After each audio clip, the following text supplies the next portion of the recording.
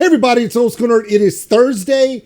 The Fat Electrician just dropped this, okay? Charles Carpenter, Bazooka Charlie, one of my favorite characters of World War II. He was like the MacGyver of the air, okay?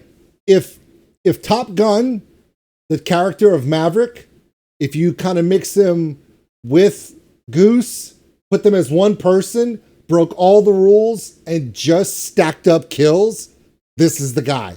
One of my favorite characters in history. Now, of course, Nick is going to give us the comedy, historical, well-researched version of this amazing character in history. And I'm going to do my reaction to it. I'm going to post it today. Do I already have a video up today? Yes, it's a biography about my journey in the Army and basic training, but I'm posting this one too. Do I care about an algorithm? I do not. And before I go, I have something special for you. Hey, Nick, you know what is the only thing that's better than comedy and research and history? Metal and research and history. I would love for you to do some research and create your comedy version of the story of the Russian Night Witches, which is featured in a Sabaton song called The Night Witches. And it's an animated video and an amazing metal song about in World War II, the women of Russia who took underpowered planes, cut off the engines, glided into the Eastern Front to bomb German positions at night, and then get away every single time, and they became heroes of the Soviet Union. Yes. Do me a favor. That would be an amazing video. I think we'd all love to see that. In the meantime, while Nick works on that, Sabaton's video is a couple years old, but it's still awesome. The song is incredible. The video is incredible. I have a link to that video so you can enjoy it, as well as my reaction that I shot to it like 2 years ago. No, I don't do history reactions. I do metal reactions. So I just happen to be doing this one. Are you guys ready?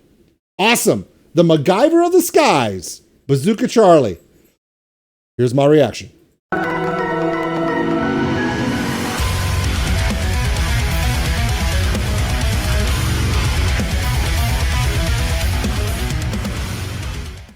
Gene Razak from Starship Troopers, one of my favorite characters in cinematic history, the history and philosophy teacher that goes into combat when war starts and come on, you dirty apes! You want to live forever?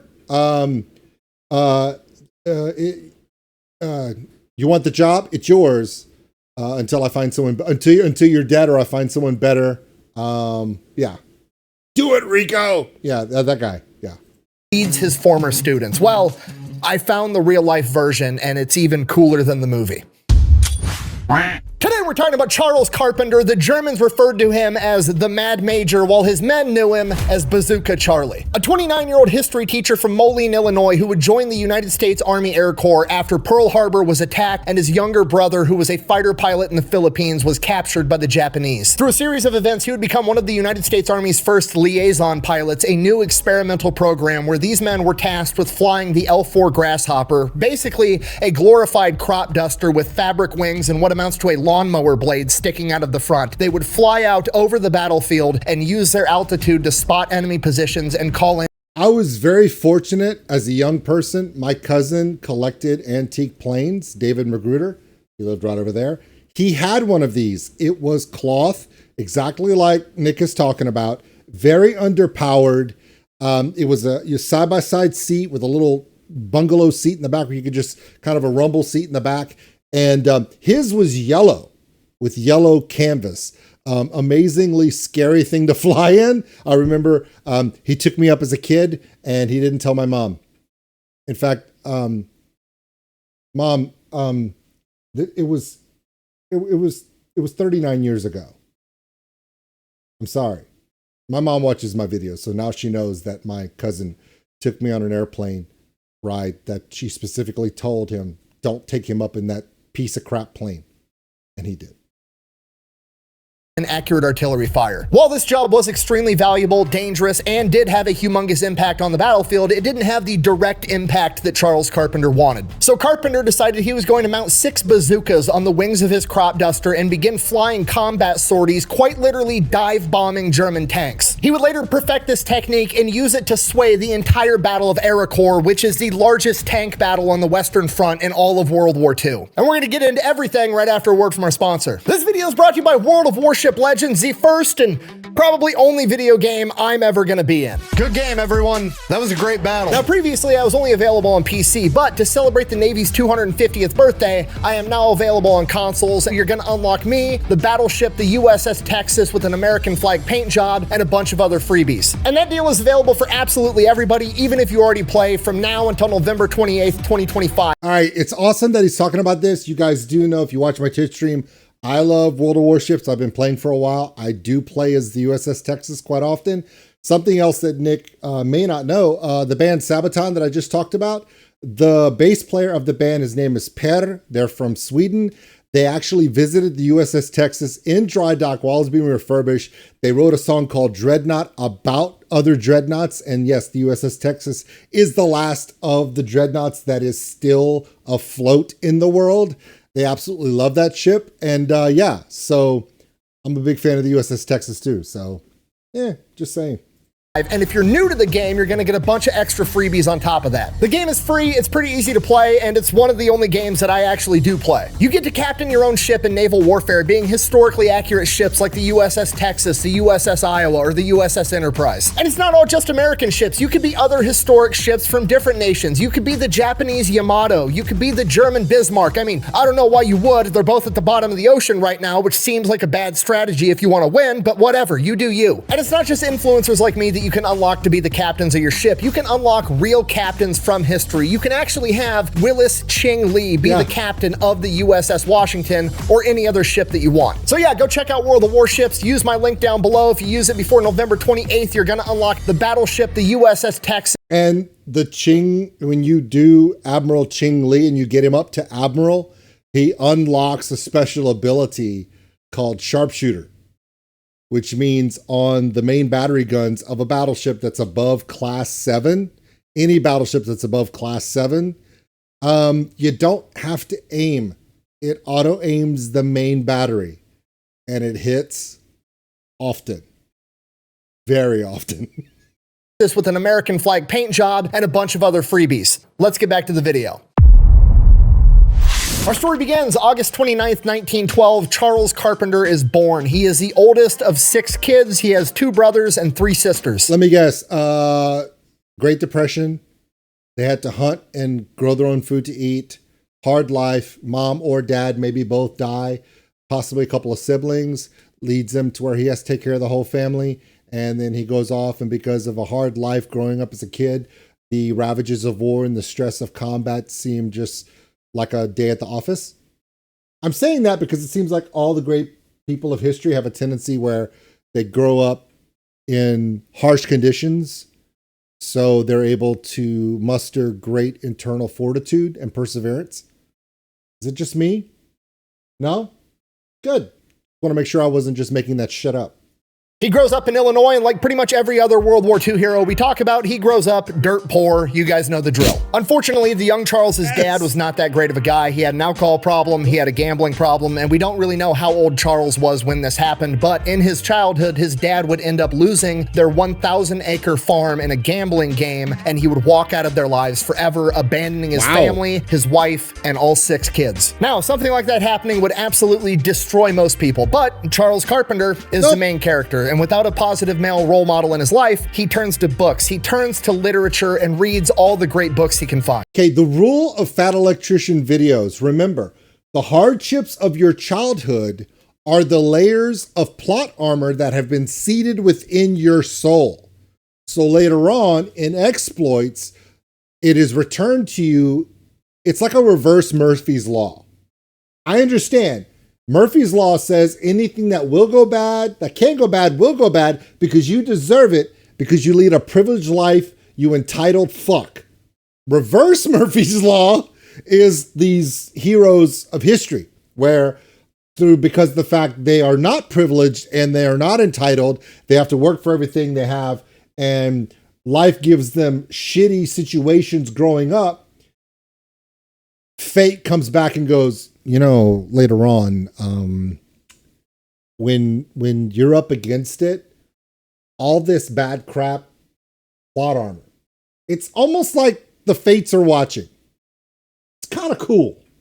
That's just how I feel about it. And that becomes his positive male role model. That's how he learns how to be a man. And it works. He's super hardworking. He's very intelligent, does great in school, and he's a 3-sport athlete playing football, basketball, and track. Quote, "My creed, I have resolved to exert all of my efforts towards being a nobler and stronger fellow, a gentleman, a scholar, a friend, and a real man. To the best of my ability, I will ever strive for self-control, self-improvement, freedom, wisdom, courage, generosity, truth, and the true nobility before God and men. I will be better.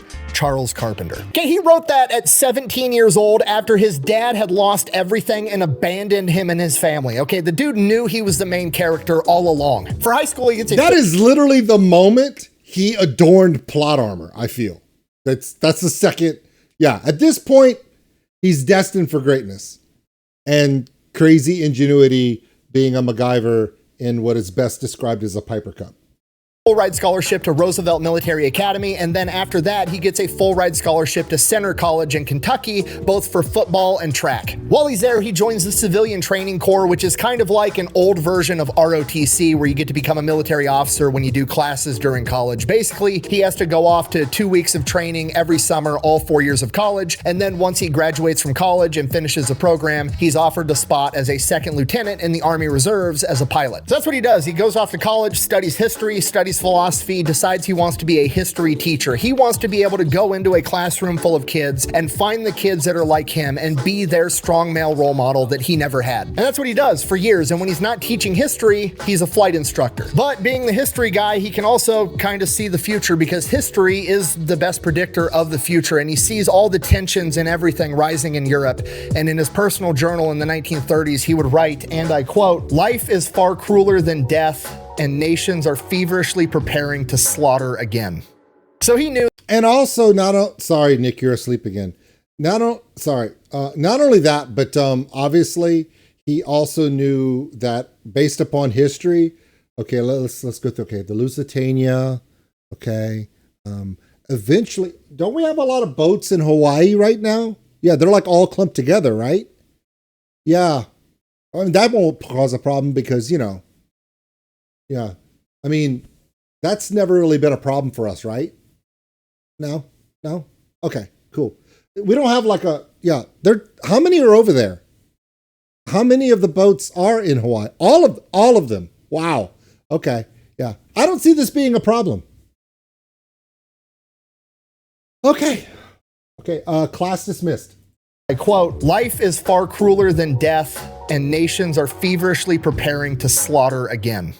So he knew that World War II was coming, probably a lot sooner than most other people did, but he's one man. He's a history teacher in Moline, Illinois. What can he do? So he just keeps living his life. He keeps teaching history in the day, keeps teaching pilots at night, and then on the weekends, he would go to the next town over to go to the dance hall to try to find a wife, a big dance hall called the Coliseum. One night at the Coliseum, he picks a lovely young lady out of the crowd. Elda, also known as Bunny, asked her to dance. They dance all night. They have a great time. She's awestruck that this perfect 10 of a man, he's got a job, he's athletic, he's handsome, is hitting on her. And at the end of the night, he asks her, "Hey, could I take you out on a real date?" And she wasn't very confident, and she panics, and she's like, I have a date with my girlfriend scheduled for that night already. So Charles Carpenter's like, "Oh, okay, I guess," and that was the end of it. Bunny spends the next weeks and months just kicking herself in her own ass for shooting down this perfect 10 of a man, and then eventually, after a couple of months, they run into each other at the Coliseum again. They dance all night, have a great time, and Charles Carpenter shoots his shot again. They go out on a date, and 3 months later, they were married. According to Bunny, and I quote, "We were so in love, we couldn't eat." Fast forward, Charles Carpenter is living the American dream. Despite his rough That might also be the great. Are you high, Nick? I'm sorry. Could also be that rough upbringing. Oh, by the way, true story that Nick left out. In one of the dates, he's like, "Did you know I'm a pilot?" And she's like, "No." And he goes, "That's my Piper Cub over there." And she's like, "What? Are those bazookas underneath it?" And he's like, "I got a bazooka underneath it." 3 months later, they were married. By the way, he didn't have bazookas yet. That was a stupid joke, which I do a lot of. Sorry, my bad. childhood, he's college educated, he's a high school history teacher, living his dream job, he's happily married, his wife is pregnant with their first child, and then in 1941, Japan attacks Pearl Harbor. And at essentially the same time, they also attack the Philippines, where his brother, the fighter pilot, is currently stationed, and they destroy his brother's plane in the opening attack. His brother's now a POW, all of his former students are getting drafted and going off to war, and he could probably get away from the draft. Being at home as a teacher is an important job. He could probably get an exemption, but that's not the man that Charles Carpenter is, so he volunteers to go off and joins the military too at 29 years old. Now, because Carpenter's already college educated, he's already an Army officer, he's already a flight instructor, the Army determines they're not going to send him off into combat. They're going to send him to Miami, where he's going to be an instructor and teach other people how to be officers and how to fly planes. And while that might... Actually, that happened a lot in World War II. The different pilots in Guadalcanal, the Marine fighter pilots of Guadalcanal, the ones that became aces, went on war bond tours. And once they were done with their war bond tours, they were thinking they were going to go back to be deployed with Marine fighter squadrons and the Navy aces. They thought they would go back to carriers. No, they got sent to Pensacola, to Tennessee, to San Diego, different places around the country that had naval air stations or Marine air stations to train the next fighter pilots. Happened quite often, but because this guy was already an established pilot, they weren't going to waste a valuable resource like that. Being able to teach a young person who's never been in the air how to fly is worth more than him being in the cockpit. But based upon the fact that this guy has a history and is in a Fat Electrician video, odds are he doesn't stay in Miami. Nope. He gets up out of there. They're not going to send him off into combat. They're going to send him to Miami, where he's going to be an instructor and teach other people how to be officers and how to fly planes. And while that might be a dream job to most people, being able to stay stateside, safe, healthy, happy, it's not really what Carpenter wanted, but that's what the Army told him to do, so he's going to do it to the best of his ability. So in early 1942, he gets in his car in Illinois and drives all the way to Miami, and the road trip there is absolutely crazy. Pearl Harbor just happened, and they're already rationing gasoline. They're rationing rubber for tires. They're rationing absolutely everything. At one point, Charles picks up a hitchhiker, and that hitchhiker explains to him that he's a merchant marine and his ship had been sunk by a German U-boat, and he's trying to make his way home to his parents because his parents think that he's dead. And the entire thing is just surreal to him because he's read and studied so much history, and he realizes during this road trip that he's now living through history. So he gets to Miami, starts doing his job, and it's not his thing. I mean, he's good at it. He can train people how to do stuff. He's a teacher. He knows how to teach. He knows what he's talking about, but he just feels wrong about the fact that he's teaching somebody how to go off and fight a war when he's never gone off and fought a war himself. So he decides that's what he needs to do. The problem is he's too valuable where he's at. They're not going to let him just change his orders and go join a normal aviation unit and Does he do the nasty McNeese and kick somebody in the balls? Because that works sometimes. Don't roll your eyes at me, Nick. It's possible.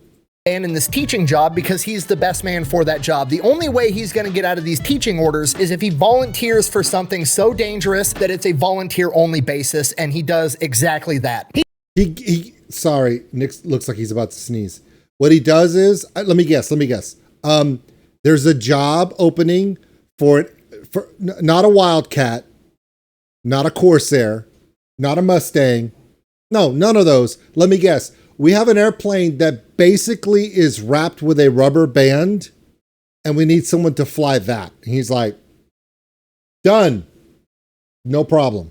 Job because he's the best man for that job. The only way he's going to get out of these teaching orders is if he volunteers for something so dangerous that it's a volunteer-only basis, and he does exactly that. He volunteers to be a glider pilot. Okay, what is a glider? They were used on D-Day. They're a really big deal. Not a lot of people even worse, there's no rubber band. It's basically a giant kite that's shaped like a plane. Okay, I know what you're thinking. Why on earth wouldn't you just, I don't know, fly another plane into combat? Why are you going to tow a plane-sized kite behind you? Well, you got to remember it's World War II. Raw materials are scarce. They're rationing everything. We can't make planes fast enough. We need more planes.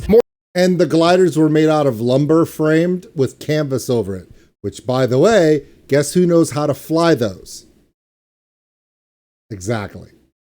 Planes isn't an option, so this is the next best thing, to make a giant kite-shaped plane and tow it behind a C-47 into combat, and then cut the ropes, and they're gonna glide into the battlefield and have a controlled crash landing. And I think we can all agree, pretty crazy proposition for a military job, so obviously not a ton of volunteers, so when Charles Carpenter does volunteer, he gets accepted pretty much immediately. He gets shipped off into the glider training pipeline. First they send him to Tennessee, then they send him to Arkansas, then they send him to South Carolina. He's literally flying a giant kite, they're cutting the ropes, and he's practicing his crash landings over and over and over again. And this goes on for months and months and months. And you gotta remember, Charles Carpenter is a historian. He's always thinking the big picture. He's always known that these gliders were a bandage fix. They were just something that had to be done. They were not the ideal scenario. On top of that, they also have a very specific niche application of when and if these are ever gonna be used. So he kind of starts to feel like maybe he's wasting his time, because the longer this goes on, the more planes America is building, and maybe they're not gonna have to use these gliders at all, and maybe he's just wasting his time. And then one day on the bulletin board, there's another list for volunteers for a different crazy flight program called a liaison pilot. Now, conceptually, this job is nothing new. It's basically recon. It's just get up really high, be able to spot the enemy, report what the enemy's doing back to your chain of command. Back in the day, you'd send scouts up on the high ground. Back in World War I, you had hot air balloons, and now in World War II, they're gonna have liaison pilots. Why is that dangerous? Because they're flying an L4 Grasshopper, okay, which is literally just a J3 Piper Cub, which is like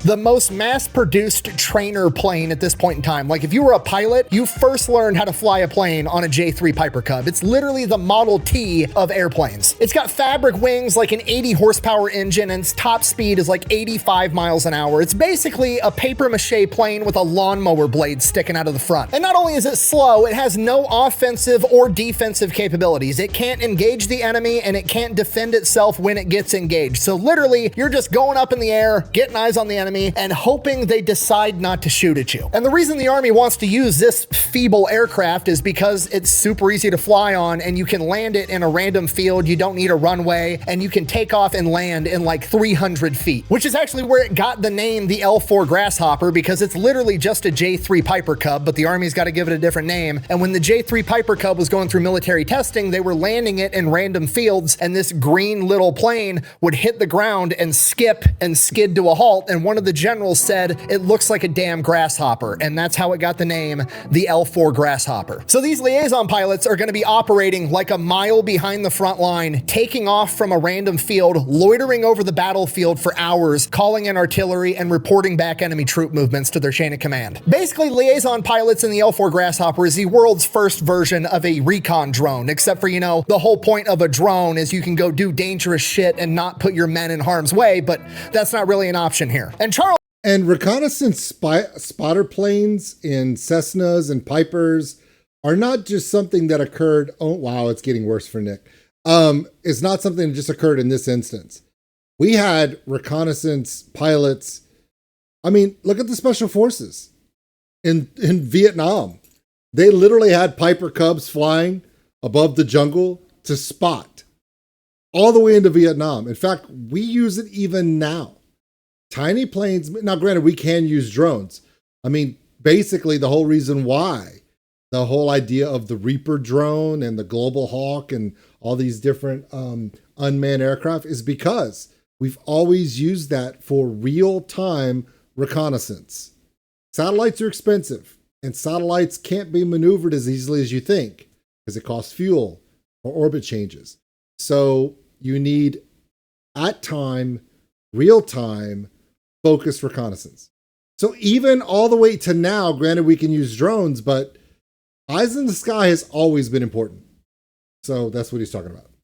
Shit and not put your men in harm's way, but that's not really an option here. And Charles Carpenter is like, sounds great. Whatever gets me into the battle, sign me up. And I mean, to be fair, he had already volunteered to crash land a giant kite with no engine, so now he's flying what amounts to a kite with an engine, so I guess it is an upgrade. From here, he gets shipped off to Texas to learn how to fly the L4 Grasshopper, which he already knows how to do because he's been a pilot instructor forever, passes that with flying colors. Then they send him off to Fort Sill, home of the artillery, where he gets to learn how to call in artillery while he's inside of his plane. Okay, in timeout, because I need you guys to understand how insane this job is. I don't want you to think I'm pumping up flying a crop duster like it's some incredible job, because I know it's not as glamorous or as glorious as being a fighter pilot. This job is fucking nuts. Okay, A, he's alone, almost always. The plane literally isn't big enough to carry two people in it and be fast enough to not get shot at. So he is alone inside of a plane. Inside of the plane, it is his job while 2,000 feet above the ground, traveling 85 miles an hour in a noisy ass cockpit, being propelled by a lawnmower blade, to be able to look down, spot the enemy, and call in artillery, okay? And you're thinking like, oh, you just pick up the phone and say, send the artillery. No, he has to be able to figure out, while moving in one direction, where the enemy is on the grid, like get their coordinates. He's got to get the grid coordinate, fire control. He's got to give elevation.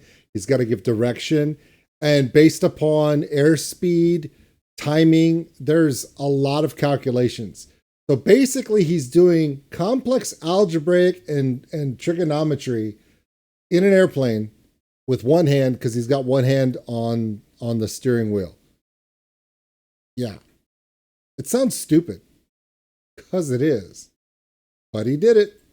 And then call that in relation to him as he's moving, and the enemy's also potentially moving as well. And he's trying to do math and trajectory problems while flying a fucking plane. The entire job is literally fly a plane, hope to God you don't get shot down, and while you're flying the plane, have the world's shittiest math quiz, and if you fail, you or your buddies die. So is being a liaison pilot as glamorous as being a fighter pilot? No, absolutely not. But I would argue that they have way bigger balls. I mean, as an outsider looking in, which job would you rather have? Option A, you could be a fighter pilot, basically take up what amounts to a hot rod covered in machine guns and zip around the battlefield shooting at the enemy. Or B, you could take up your grandpa's crop duster, traveling at the speed of smell with no weapons to fire at the enemy or defend yourself, and the entire time that you're loitering over the battlefield hoping you don't get shot down, you're doing Sudoku puzzles with life or death consequences for you and your buddies. Okay, if you're not picking up what I'm putting down, I'm trying to articulate to you that liaison pilots are highly underrated. These are quite literally Iron Men flying paper planes. Sorry, I'm getting sidetracked. Charles Carpenter completes his training, gets his L-wings, officially becoming a liaison pilot. From here, he gets assigned to the 4th Armored Division in Patton's 3rd Army. So he goes out with the 4th Armored Division. They're training out in the deserts of California, getting ready to go into theater, and very quickly he becomes the top liaison pilot in the entire 4th Armored Division. He is essentially now the man in charge of all the other liaison pilots. Both because he's extremely capable, but also because he's like in his early 30s at this point in time. He's an older dude by standards. He's more mature, he's a teacher, he's college educated, he's just the right guy for the job. $20 said they called him Pop.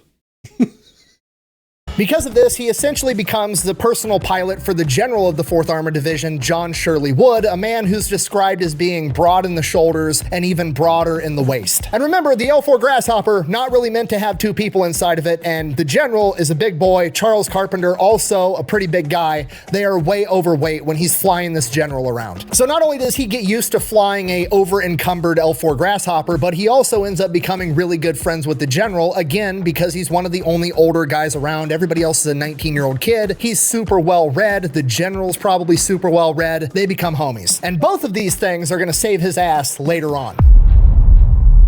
Early 1944, Charles Carpenter and the rest of the 4th Armored Division head off to General Wood's going to bail him out when he does some MacGyver shit. I'm just thinking, I'm just a guess. Maybe.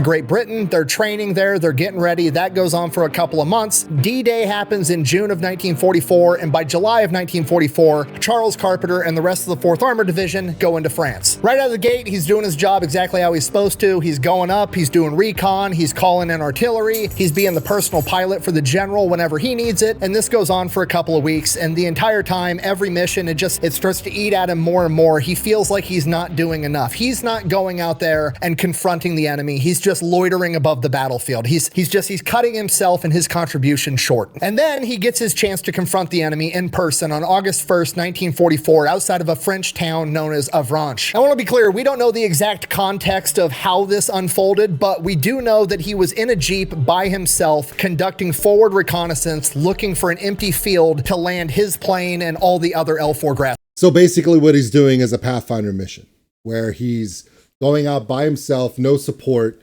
no backup, to scout out, literally, instead of an airborne landing zone for troops, for paratroopers, places for the planes to land. All right, seems legit. Okay, this is where the plot twist happens. Go ahead, Nick. Grasshoppers. Now, the fact that he's going out by himself in a Jeep to look for a place to land his grasshoppers closer to the front line tells me that he's probably been up in the sky conducting reconnaissance and come to the conclusion that there's no Germans in the area, so they're gonna move forward. That's just where my head is at, and probably his too. While he's in his Jeep looking for a new operational base for all of his L4 grasshoppers, he comes up on a bunch of American tanks and American infantry, and they are in a firefight with the Germans. So he hops out of the Jeep, runs up to some of the infantry, asks what's going on. They're telling him there's a ton of Germans in the area. They're pinned down. They can't punch through into this town. And this is where I'm inferring something. I'm assuming he knows that that's bullshit. That's not a possibility. He's probably been up in the air conducting recon for days. He knows that there's no massive German element here, so he thinks that this is just some kind of German trick or some last stand. But what we know for sure is that he then proceeds to run up to the nearest Sherman tank, whose commander isn't there for one reason or another, hops in the turret with the 50 cal, and yells down to the crew, "Let's go." He's an officer. They're lower enlisted. So he Audie Murphy's the shit out of this. Nice. Listen to him. They drive straight into the Germans, firing the 75mm cannon on this Sherman with the other tanks and infantry following behind them, and they start clearing the town block by block, and every time they round a corner, he yells down to the crew, "Let it go," and they fire another round, forcing the Germans to retreat further, block after block, slowly clearing this entire town. As they round the last corner on the last block in this town, they're about to take the entire thing. Through the smoke and chaos of the battle, he sees a tank, and he yells down to the crew, "Let it go," and as soon as the words leave his mouth, he sees through the smoke that it's another Sherman tank. He has the gut-wrenching "oh shit" moment as time slows down, and before he can say a word, the gun fires. And he watches in slow motion as his tank fires on another American Sherman tank that's got a bulldozer blade attached to the front of it. And thank God the shell only hits the bulldozer blade, blows it off the tank, and nobody's hurt. Guess what? What? Fuck you! Fuck you! So that's great news. Nobody got hurt. Also great news, he just helped break through the German lines by leading this massive offensive into a French town. Bad news, the other tank commander who just got his bulldozer blade shot off crawls out of his tank and starts walking over to Carpenter's tank, rightfully furious and pissed off. And when he gets there, he's expecting to chew out, I don't know, another tank commander. And what he finds is a liaison pilot that's not even in this unit, that's not supposed to be there, that just commanded one of his tanks to shoot at his tank. It's only my third day out here. I don't know. So he goes from being furious to absolutely mega pissed, and to be fair, he's kind of justified. He immediately orders Charles Carpenter get arrested and says that he's going to do everything he can to make sure he faces the firing squad for fratricide. What the? Luckily, his homie, General Shirley Wood, finds out that his pilot and buddy has been arrested. He goes, springs him out of jail, but it's the wrong chain of command, and he doesn't have enough sway to be able to get rid of the potential court-martial that Charles Carpenter is now facing. So, at the very least, he's not going to be facing the firing squad, but he's still potentially looking at getting dishonorably discharged from the military. So, General Shirley Wood takes the case to the next tier higher, somebody that can resolve this issue, his buddy from West Point, General Patton. General Patton's probably going to go, wait, what did he do? He took over a village when our boys wouldn't push forward, which, by the way, not pushing forward is not in George Patton's vocabulary. And let me guess, he probably went, honest mistake. You know what? The tank with the bulldozer blade shouldn't have been there. Should have been in the fight. What were you sitting over there for? That sounds like some Patton shit. Let's see what happens. General Patton hears about what happened. He says something along the lines of, and I quote, "That's the type of fighting man I want in my army," and gets rid of the court-martial and wipes his slate clean altogether. Now that part we know happened for sure, but I also believe that this is the point where Charles Carpenter was not only given a second chance, but I believe Patton also gave him the Bronze Star with V device and promoted him to Major at this point as well. See, now that's some bullshit. Unfortunately, I can't present that to you as 100% fact because I cannot find any of his medal citations or promotions anywhere in the National Archives. I'm assuming he's in that 80% majority that lost all their personnel records in the fire in 1973. But I believe at this point, Patton did award him the Bronze Star with V device and promote him to Major, which is absolutely on brand for General Patton. All right, so had a little oopsies. Everything worked out all right. He's back in the saddle. He's not in trouble. He's going out on missions. Everything's back to normal. And then there's a rumor going around in the liaison pilot community that apparently somebody somewhere on the Western Front mounted a bazooka onto the wing of their L4 Grasshopper, fired it, and the plane didn't blow up. It didn't catch the wing on. Just one? Oh, we could do more than that. 6, maybe even 8, but probably 6. At least that's what the pictures show. Fire, it worked out. Okay, now bear in mind, this is a rumor. This is 15 degrees removed. Some guy told another guy that apparently Army telephone. This happened. But when Charles Carpenter hears that it happened, he's like, I'm fucking doing it. So he goes to his chain of command, asks permission, is like, hey, I heard this was possible. I want to give it a try. His chain of command, being cool as shit, is like, look, I'm not saying you're allowed to do that. I'm also not saying that if you did, I'm going to stop you, which he takes as the green light. Also, his command probably went, this was going to happen. Your plane is over there, right? Okay. Where is the arms depot? Over there? Okay. We're going to be inspecting the KP over here. So we'll be checking the kitchen materials over here for the next 3 to 4 hours. So don't do anything that we didn't suggest that you couldn't do and didn't order you not to. All right. Bye. That's what I think happened. And he does it. Okay, bear in mind, this is a rumor. He heard from a guy who heard from a guy that this is theoretically possible, and he's gonna go out there and actually figure out how to do it. There's no YouTube tutorial, there's no how-to, there's no pictures of how it was done. He's just gonna go out there and figure out how to mount a bazooka onto his plane. Which, to be fair, doesn't sound like it would be that complicated until you actually start to think about the fact that this is borderline approaching rocket science, right? I mean, you can't just be strapping big, heavy metal tubes onto the wings of aircrafts and expect it to not interfere with, I don't know, aerodynamics, weight distribution, all the shit that goes into, I don't know, keeping a plane in the fucking sky. But also, let's also remember, GIs were propping, what, 8, 9 bazookas on a rack on the top of a Jeep? And that thing is tiny. I think he should go for it. Go ahead. This is the American Psycho plot, right? It's simply not possible. Why isn't it possible? It's just not. Why not, you stupid bastard? And if you don't believe me, go make a paper airplane, throw it across the room, watch it go, and then pick it up, strap some weights to each wing, and throw it again and see how different it flies.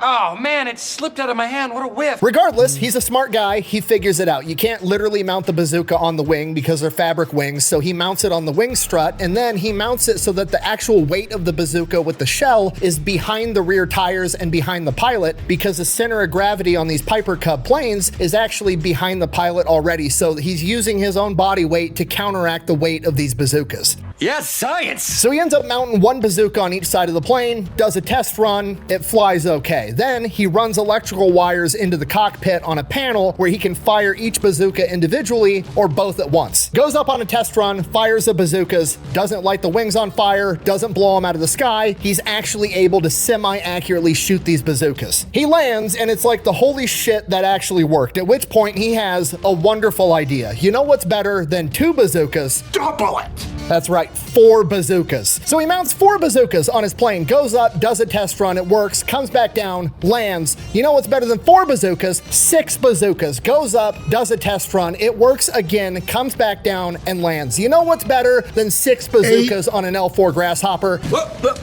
Here I come. An L4 Grasshopper with 6 bazookas and a dope-ass paint job where he names his plane Rosie the Rocketer after Rosie the Riveter. From here, he takes his Grunts and Crafts project into combat. From here, things get a little bit fuzzy because, again, a lot of the documentation was probably lost in a fire in 1973, and there probably wasn't a lot of great documentation taken at the time to begin with because, again, he's a one-man show. If there's not a witness to verify whatever he said happened, they can't really prove it. They can't officially say that it happened. But what we do know is outside of Sens, France, there was some German tanks and some German armored cars that were now apparently on fire and blown up. We don't know if they were from his bazookas or from him calling in artillery or a combination of the two. I like to think it was a combination of the two. So Charles Carpenter, after presumably destroying a German convoy by himself and or with the help of artillery, decides, you know what, I'm gonna go land my plane in a field next to this burning convoy and inspect it and see what happened. I wanna see how good these bazookas are performing. forming. So that's what he does. Lands his plane in the field, Why grabs a not? gun, goes out there to inspect it, finds 6 surviving Germans, and takes all 6 of them as prisoner, and then proceeds to put bullets in the engine blocks of all the remaining vehicles that weren't burning yet. Okay, do you understand how ridiculous and gangster this is from the German perspective, okay? Because at this point in time, the German ideology was, if you see an American spotter plane, if you see a grasshopper up in the sky, it down. they don't have guns. They can't really hurt us. They can just call in artillery and have that rain down on our heads. So the strategy for them at the time was, if you see it, hide from it, don't shoot at it and give away your position, because he's gonna call in artillery. Best case scenario, you shoot down a $2,000 plane and take out one guy, and he dumps artillery on your entire unit. It's a bad trade. So usually they just ignore them. So these Germans are sitting there in this convoy and they're like, it's just a spotter plane, ignore it. Oh, it's getting pretty close. Oh shit, it's diving on us. And then it starts shooting bazookas at you and calling in artillery, destroys your entire convoy. Then the pilot proceeds to land in the field next to you and get out of the plane like dad coming home from work and capture you as prisoner. From here, word spreads like wildfire. There's some crazy ass major out there somewhere on the Western Front flying a crop duster around shooting bazookas at Germans. From here, people start calling him the Mad Major, Bazooka Charlie, and he pretty much gets told, I mean,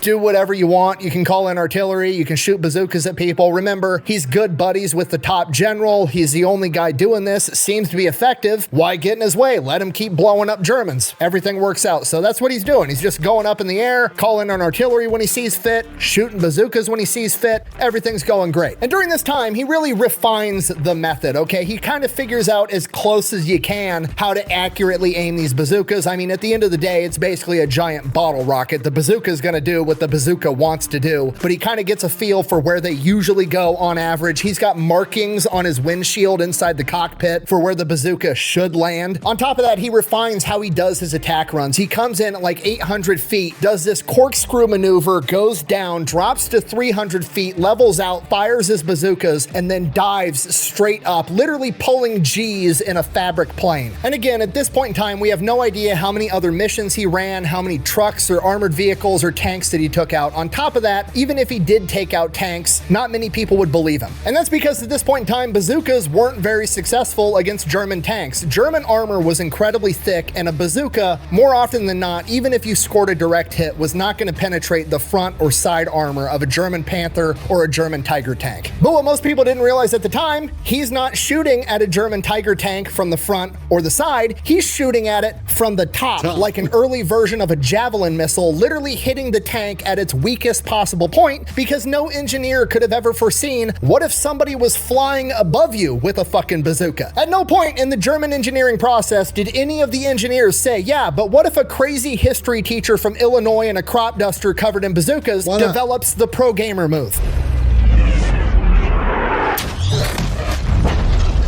Okay, if you're not picking up what I'm putting down, I'm trying to tell you it's not only possible for Bazooka Charlie to take out a German tank with his crop duster, it's probable. The only problem is it's one of those things you're gonna have to see to believe, and he's a one-man show, so nobody's seen it but him. Yet. All right, September 19th, 1944, the Battle of Arracourt, right outside of Nancy, France. It is the largest armored battle on the Western Front in all of World War II. The Germans have approximately 262 tanks and armored vehicles, and the Americans have approximately 140 Sherman tanks. The Germans have the upper hand, but per usual, the Americans have air superiority. Problem, it's foggy as shit and the planes can't fly. Regardless, Charles Carpenter goes up anyways. He goes anyway. Under the cover of the fog, the Germans start advancing, and after about an hour of loitering over the battlefield, Charles Carpenter finds a break in the fog, and what he sees is a German column advancing, and there's 6 soldiers pinned down at this watering point. It's the only place to get fresh water, and they were filling up water tanks for the rest of the unit. Bazooka Charlie sees what's unfolding, immediately takes action, goes into his corkscrew, dives down on the first tank, fires his first 2 bazookas. Both of them are a miss. Pulls up, circles back around, does his corkscrew maneuver again, dives again, fires 2 bazookas, hits the lead tank. The crew has to bail out. And the 6 guys that were getting water are watching this entire thing unfold, and they are the first people to ever see Bazooka Charlie take out an enemy tank with a bazooka strapped to a crop duster, something that nobody would have thought was possible. Holy fucking shit. And Bazooka Charlie's still got 2 more bazookas fresh in the tank, pulls up again, circles back around, does his corkscrew again, dives on another tank, scores a direct hit. The Germans have no fucking idea what's going on. There's just a tiny little plane spawning out of the fog, taking out all of their tanks. They think it's some type of new weapon or an ambush or something crazy is going on, so they panic and retreat. The water crew escapes unscathed. They later confirm that he did in fact take out 2 enemy tanks, giving him his first 2 confirmed tank kills. He then flies back to base, has his ground crew reload the bazookas, and goes back up, fires all 6 bazookas again, goes back, reloads the bazookas again, goes back up, fires them all again. He fired no less than 16 bazooka rounds that day. Bear in mind, again, we have no idea how successful he was overall because he's a one-man show and he had to have witnesses to confirm stuff, but by the end of the day, he had ground confirmation from multiple other people that he had for sure destroyed 2 German Panther tanks, 2 armored vehicles, and at least 12 ground troops. But his impact on the overall battle was so much bigger than that because, again, the fog cover was preventing America from having air superiority, meaning that the Germans had a humongous upper hand. But Charles Carpenter going out in the fog, preventing them from advancing, throwing the Germans off their game, kept them on their heels long enough for the fog to lift, and by the time they realized what the fuck was going on and it was one crazy guy in a crop duster, America had regained air superiority and flipped the entire battle on its head. By the end, that's one of the reasons why I want Nick to do a video about the story of the Night Witches. Because similar to this tale, it was psychological. In the middle of the Night Witches would turn off their engines toward their gliders. The Germans never heard them coming until the bombs started blowing up. It's very similar, and it's psychological. The bazookas destroying tanks was important, but the psychological impact to turn the tide of battle is incalculable. End of the Battle of Arracourt, America had lost 30 tanks. The Germans had lost over 200 tanks and armored vehicles.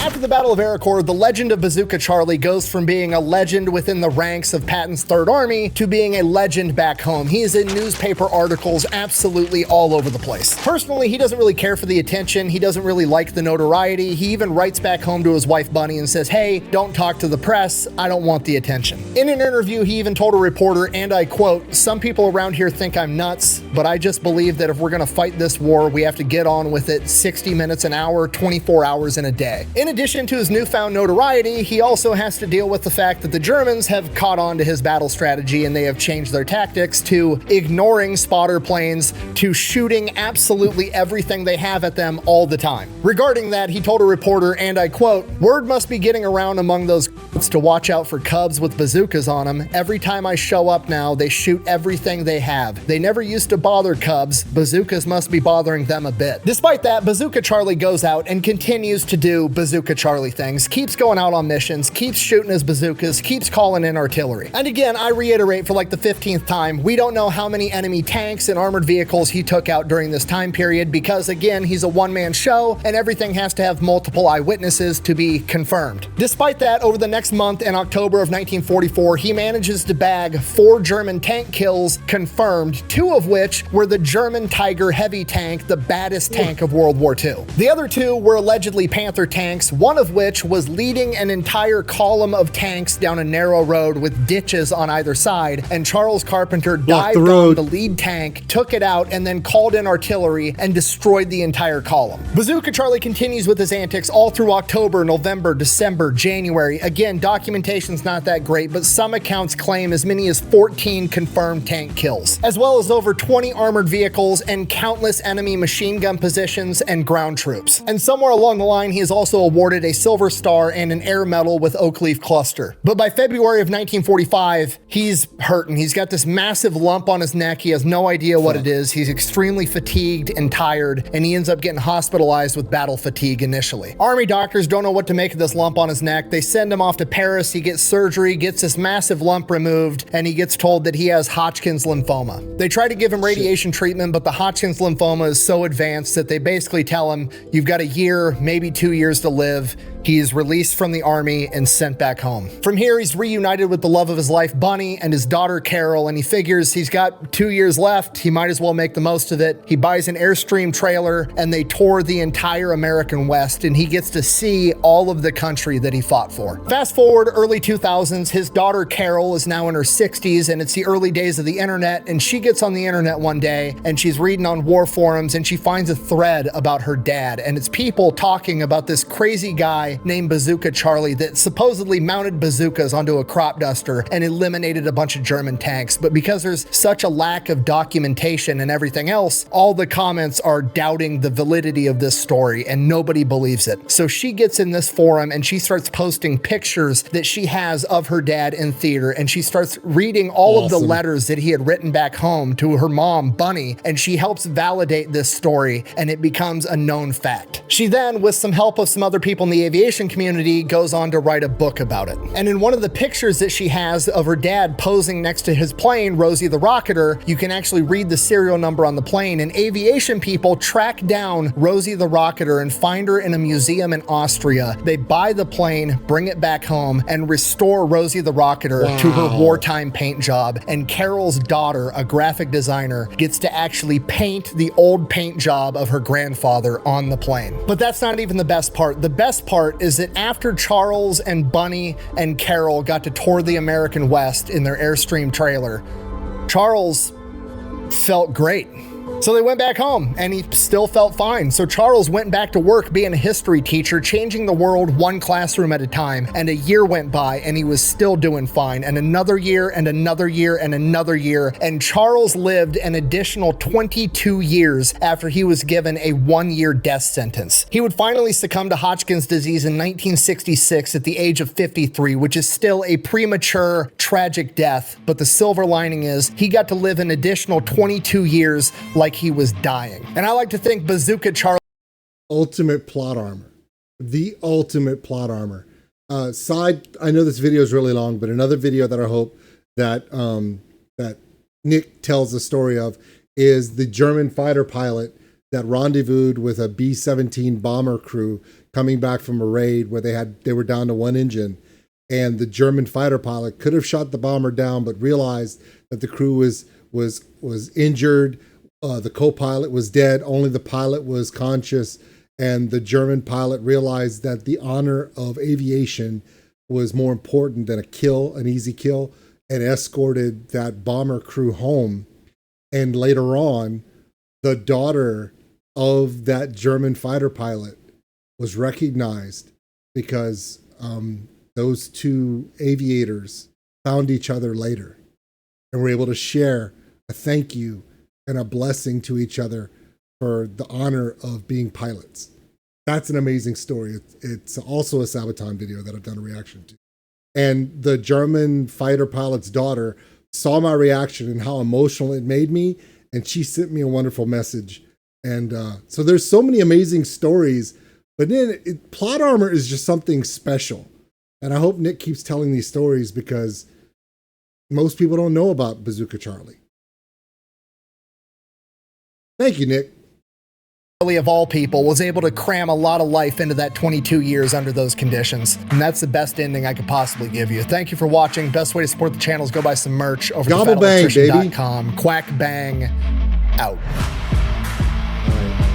I'll wait to the end just in case. Carol, if you're watching this, I really hope you enjoyed it. I tried to do your dad justice. He's a humongous badass. So are you for all the work you did telling his story. And I tried to get a hold of you, but couldn't. But if you do see this, I would love nothing more than to buy you a first-class plane ticket out to San Antonio and have you on my podcast, and we can talk more about your dad. Thanks. Hopefully she sees this. Hopefully she sees this. It was one of the greatest honors of my YouTube channel when I did a reaction to Sabaton's video for No Bullets Fly, the video and the music song they wrote about the German fighter pilot who escorted an American crew home across the English Channel when he realized that they were all injured and in their last hope of survival, and went with the pilot's code of honor and spared their lives. And the story of how that German fighter pilot received great honor for his mercy and his belief in that honor that his daughter was shown that, and it was an amazing video, and I was honored to hear from her. So yeah, this stuff does matter. I know some people just think that these videos are just hilarious and Nick's a big goofball and it's so funny, but these stories matter. Whether you're Sabaton making metal music about historical events, or you're habitual line crosser, fat electrician, veteran with a sign, and you're just making funny historical content like the way Nick does, these are stories that are lost to a lot of people. Thank you for bringing it back, Nick. It means more than you know. We'll see you later. Thanks for watching, everybody. And if you enjoyed this video, give us a like. It really helps the channel grow. Also, if you want to subscribe, right over there. A big thank you to all my Patreons out there for everything you do. And if you want more content like this, check them out above. Remember, love one another, take care of each other. We're all stuck on this mud ball together. We'll see you later.